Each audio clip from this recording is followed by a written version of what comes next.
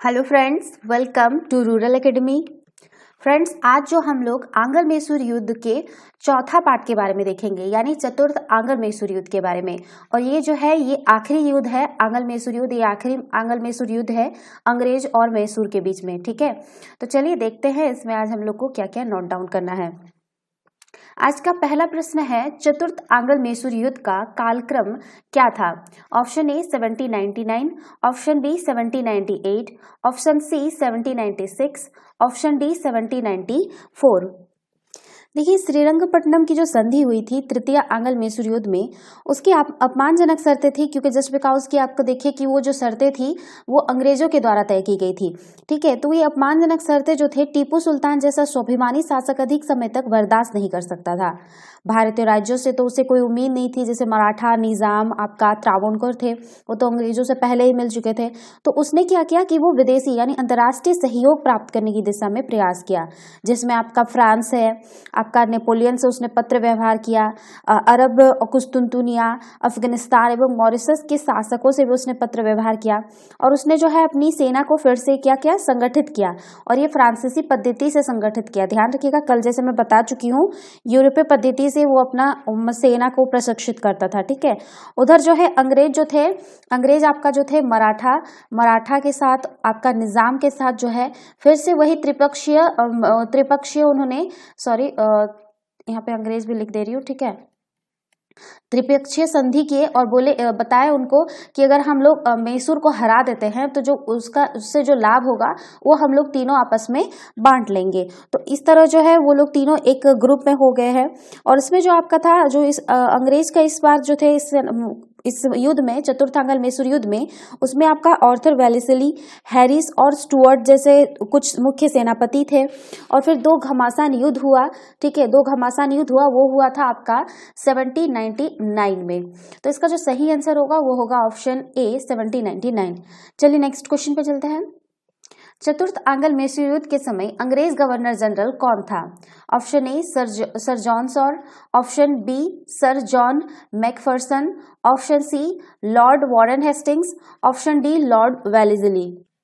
देखिए, चतुर्थ आंग्ल मैसूर युद्ध के समय जो अंग्रेज गवर्नर जनरल था वो लॉर्ड वेलेस्ली था। तो उसका सही आंसर होगा ऑप्शन डी। चलिए नेक्स्ट क्वेश्चन पे चलते हैं। चतुर्थ आंग्ल मैसूर युद्ध किसके बीच हुआ?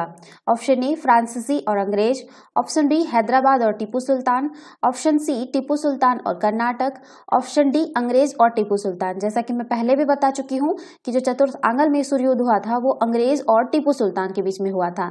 तो इसका सही आंसर होगा ऑप्शन डी। चलिए नेक्स्ट क्वेश्चन पे चलते हैं। भारत में रॉकेट तकनीक का खोजकर्ता किसे कहा जाता है?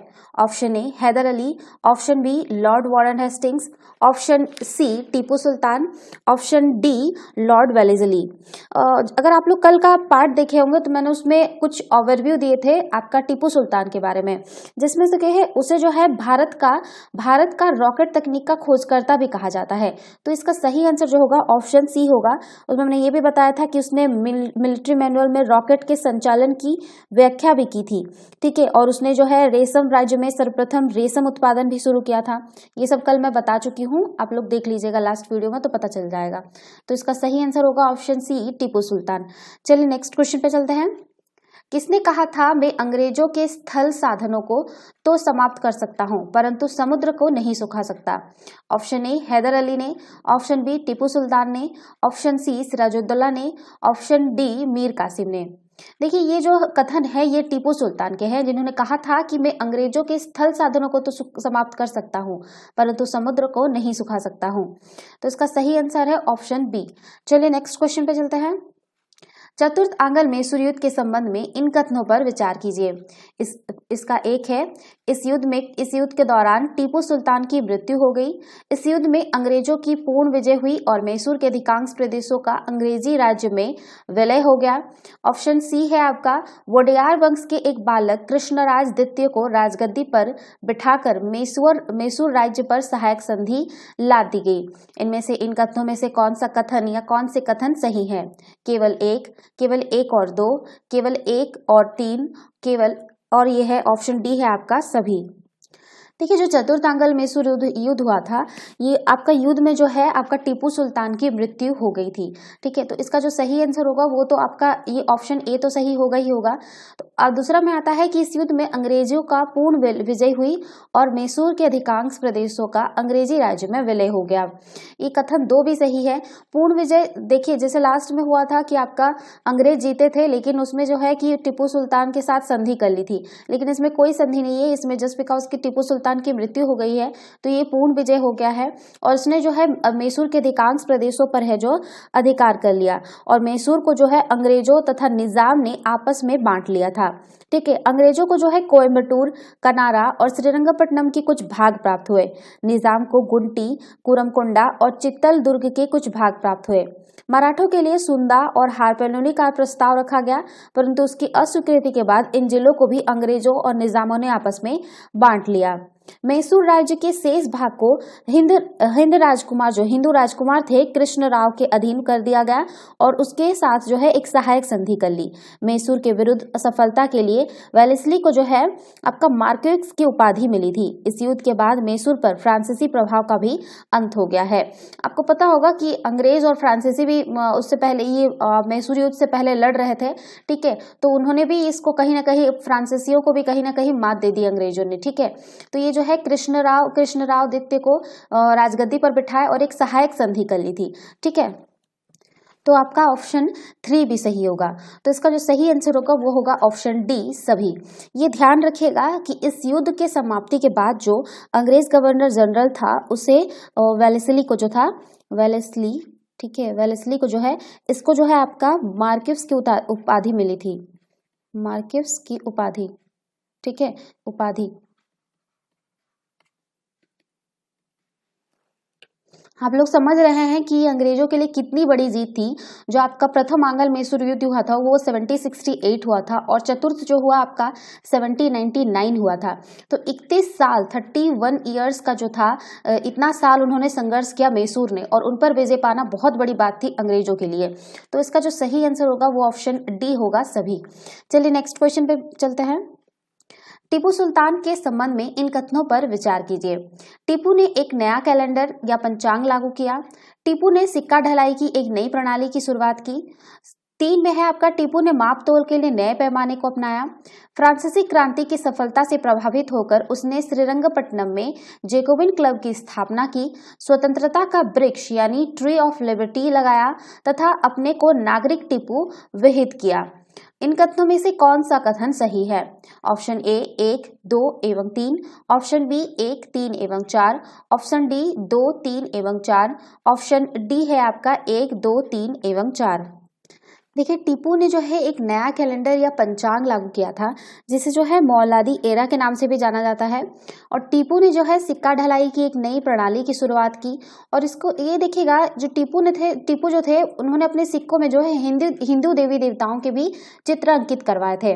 टीपू ने माप तोल के लिए नए पैमाने को अपनाया था और उन्होंने जो है फ्रांसीसी क्रांति जो 1789 में हुआ था उसकी सफलता से प्रभावित होकर जो है उन्होंने अपना जो राजधानी था श्रीरंगपट्टनम, उसमें जैकोबिन क्लब की स्थापना की और स्वतंत्रता का वृक्ष लगाया और अपने को नागरिक टीपू विहित किया। कुछ इतिहासकार जो है टीपू को एक कट्टर राजा के रूप में दर्शाते हैं, लेकिन ये वो जो है तो वो अपना बेसिक इतिहासकारों का कुछ मुख्य विचार था। लेकिन जो अगर सुल्तान का आकलन वो पूरी तरह नहीं सही है। ठीक है, और यह सत्य है कि उसने हिंदू, कुर्ग और नायरों का दमन किया, लेकिन उसने जो है मुस्लिम मोपलाव तथा शक्तियों का दुरुपयोग करने के लिए उन्हें दंडित भी किया है। यद्यपि केरल में महलों को विजिट करने के लिए उसने मंदिरों को नष्ट किया, लेकिन टीपू को जो है अपने क्षेत्र में हिंदू मंदिरों के संरक्षण के लिए भी जाना जाता है। उसे श्रृंगेरी मंदिर की मरम्मत एवं देवी शारदा की मूर्ति स्थापित करने के लिए धन प्रदान किया था।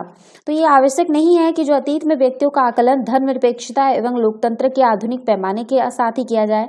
टीपू ने जो है आपका पालकी के इस्तेमाल को बंद कर दिया था, जैसे कि पालकी पे ले जाना होता था, यह सब का उसके टाइम पे जो है पालकी का इस्तेमाल बंद कर दिया और ये केवल महिलाओं एवं विकलांग लोगों के लिए ही सही समझा। और उसको सामंतवाद के समय जो है पूंजीवाद विकास के प्रारंभ का भी श्रेय दिया जाता है। तो ये जो है चारों कथन सही होंगे। तो इसका जो सही आंसर होगा वो होगा ऑप्शन डी 1, 2, 3 एवं 4। चलिए नेक्स्ट क्वेश्चन पे चलते हैं। सूची 1 को सूची 2 से सुमेलित कीजिए। प्रथम आंग्ल मैसूर युद्ध दिया गया है, इधर आंग्ल मैसूर युद्ध, और इधर नाम दिया गया है general Smith, general Eyre Coote, major general Meadows और जनरल स्टुअर्ट। इसमें जो है आपका एक तरफ आपका मैसूर युद्ध है, प्रथम द्वितीय तृतीय चतुर्थ, और एक तरफ है इसके कमांडर के नाम है। ठीक है, प्रथम आंग्ल मैसूर युद्ध के टाइम जो था आपका जनरल स्मिथ कमांडर थे, और द्वितीय आंग्ल मैसूर युद्ध के टाइम आपका जनरल आयरकुट कमांडर थे।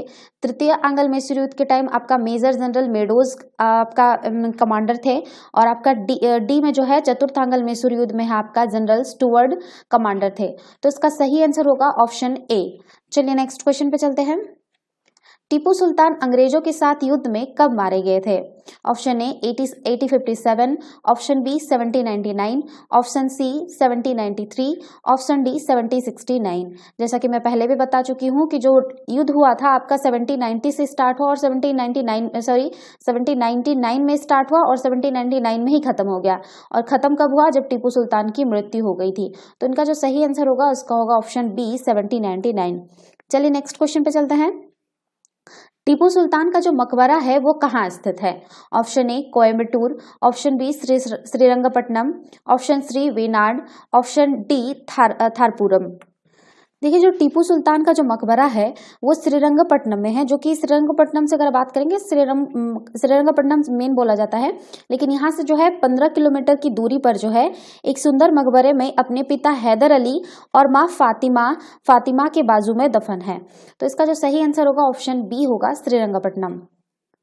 तो ये था आज का जीके का पोर्शन। हम लोगों ने जो है चतुर्थ आंग्ल मैसूर युद्ध कंप्लीट कर लिया है और ये लास्ट पार्ट था। इसके बाद आपका जो है मराठा युद्ध होता है। ठीक है, मराठों के साथ युद्ध होता है आपका, मराठों का और आंग्ल मराठा युद्ध स्टार्ट हो जाता है।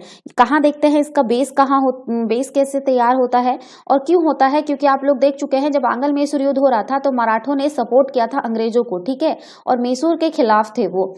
लेकिन अभी क्यों हुआ ऐसा, क्या हुआ ऐसा कि जो मराठा वर्सेस आपका अंग्रेज लड़ने लग गए थे। ठीक है, और कहीं ना कहीं आप ध्यान दीजिएगा कि अंग्रेज किसी से दोस्ती तो करते हैं, जैसे कि अंग्रेजों ने अभी मराठा के साथ दोस्ती किए, निजाम के साथ दोस्ती किए, त्रावणकोर के साथ, कर्नाटक के साथ, लेकिन बाद में जो है अंग्रेज फिर उस पर अटैक करते हैं। ठीक है, उसको जो है आपका मैसूर को दबाने के लिए उन्होंने मराठा के साथ दोस्ती की, लेकिन कहीं ना कहीं उनको ये भी था विचार कि वो मराठा का क्षेत्र भी अपने अधिकार में लेंगे। ठीक है, तो देखते हैं आगे का चैप्टर में कि इसका बेस कहाँ से शुरू होता है। तो thanks for watching, have a nice day, take care.